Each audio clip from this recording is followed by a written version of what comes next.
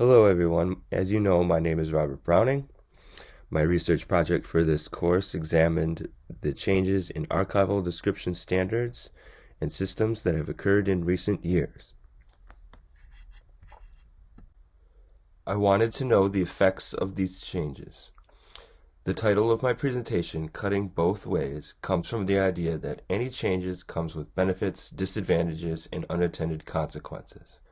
And what is most important is how these changes affect what comes with each subsequent change in how we handle archival description. To be a little more specific, I looked at the changes that have taken place with the adoption of EAD and then the transition to archive space. In my research, I examined the experiences of three institutions: the Universities of Minnesota and Michigan, and North Dakota State University.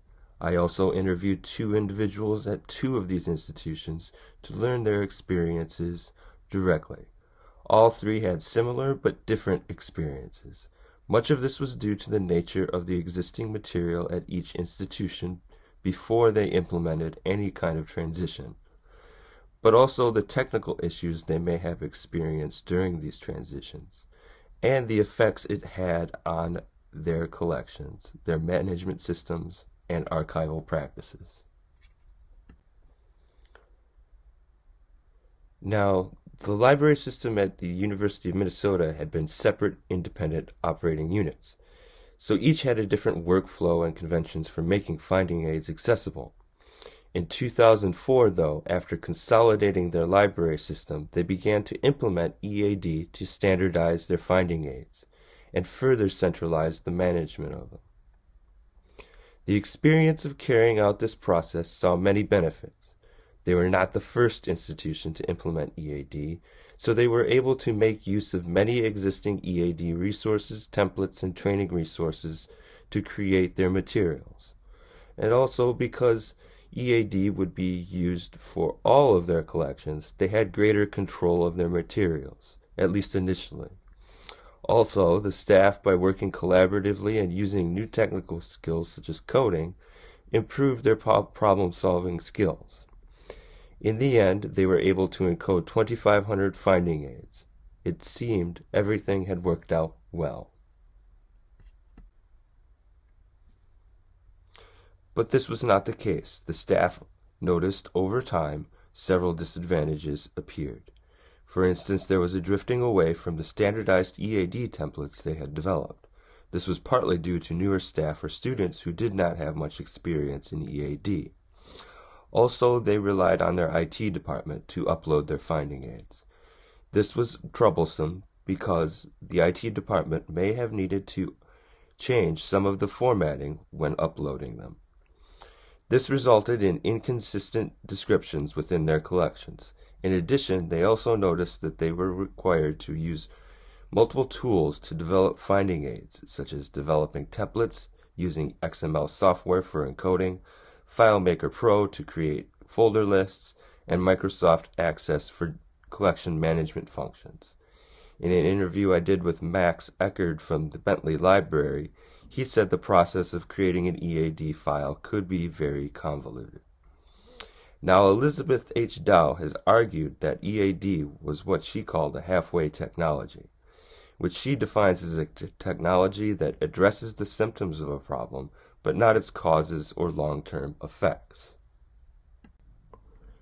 Dow's argument backs up the experiences at the Universities of Minnesota and Michigan, so it's no surprise then that both institutions later decided to move to archive space, which provides many benefits.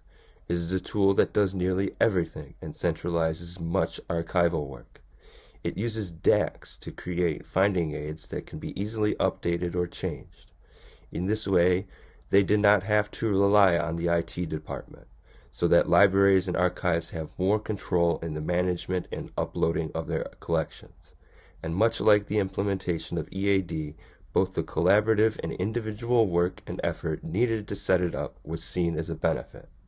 And lastly, archive space allows for multiple ways to easily link collections together. But obviously there were some disadvantages and unintended consequences. For instance, they still needed to find workarounds such as importing EAD into archive space. It is not easy to do, as we all know from our EAD assignments. Max Eckert at the Bentley told me one of the trickier things to work out was actually how to handle dates, because EAD handles it one way, while archive space manages it another. So they had to learn a bit of coding to find a way to make it work. In addition, they still needed to use outside tools like spreadsheets and a program called Steady to convert other kinds of files so they could be uploaded into ASpace.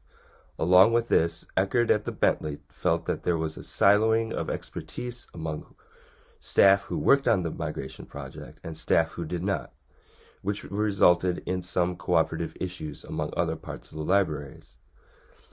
Also, the cost to train and maintain the use of archive space is expensive.